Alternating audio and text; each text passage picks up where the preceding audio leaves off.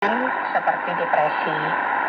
Lansia dengan demensia perlu mendapatkan penanganan yang komprehensif seperti pemberian obat-obatan untuk meringankan gejala demensianya.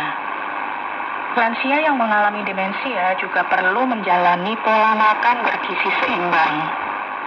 Untuk meringankan gejala demensia, dokter mungkin akan meresepkan suplemen vitamin E, asam folat, dan omega 3 untuk mendukung fungsi otaknya.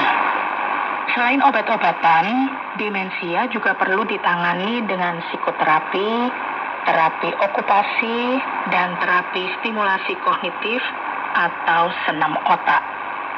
Ada juga yang istilahnya delirium. Delirium ini merupakan kondisi darurat medis berupa rasa bingung yang parah dan terjadi secara tiba-tiba. Ketika mengalami delirium, lansia juga akan merasa gelisah dan cemas. Lansia dengan sindrom geriatri yang mengalami delirium perlu mendapat pemantauan langsung di rumah sakit. Hal ini penting dilakukan supaya mereka tidak melukai diri sendiri atau orang lain, dan dokter bisa secara langsung memberikan pengobatan untuk mengatasi kondisi deliriumnya. Hati-hati juga dengan gangguan keseimbangan.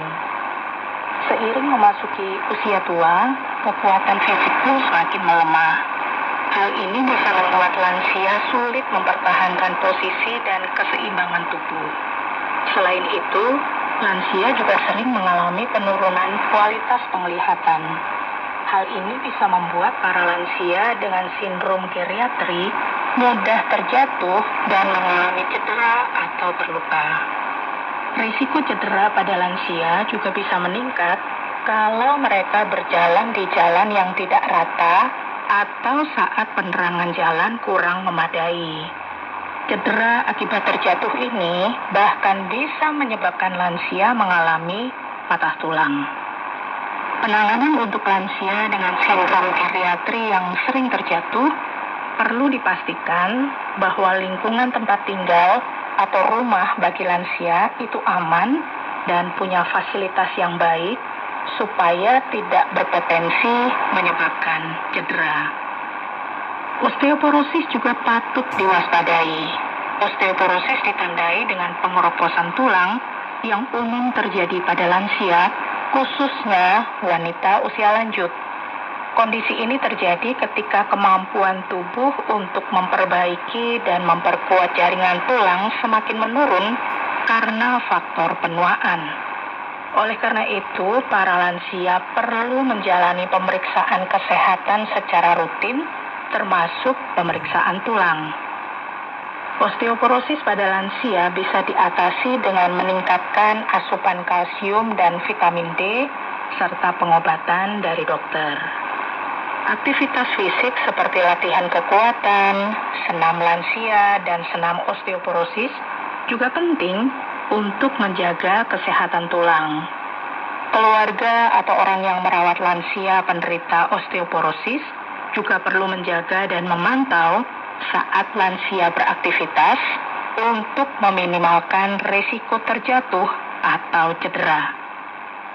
Jadi selain inkontinensia urin dan tinja, gangguan tidur, demensia, delirium, gangguan keseimbangan, osteoporosis, ada juga beberapa kondisi lain yang termasuk dalam kategori sindrom geriatri, yaitu gangguan pendengaran, gangguan penglihatan, misalnya akibat katarak atau degenerasi makula.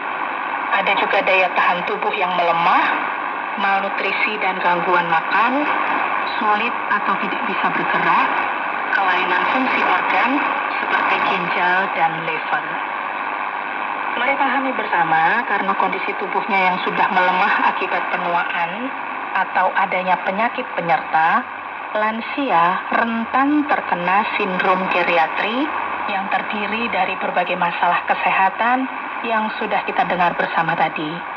Sindrom geriatri pada lansia ini perlu diperiksakan dan ditangani oleh dokter geriatri. Oleh karena itu, kalau Anda sudah berusia lanjut, atau punya anggota keluarga atau kerabat yang sudah berusia lanjut dan mengalami tanda serta gejala sindrom geriatri, sebaiknya berkonsultasilah dengan dokter supaya pemeriksaan dan penanganan yang tepat bisa dilakukan.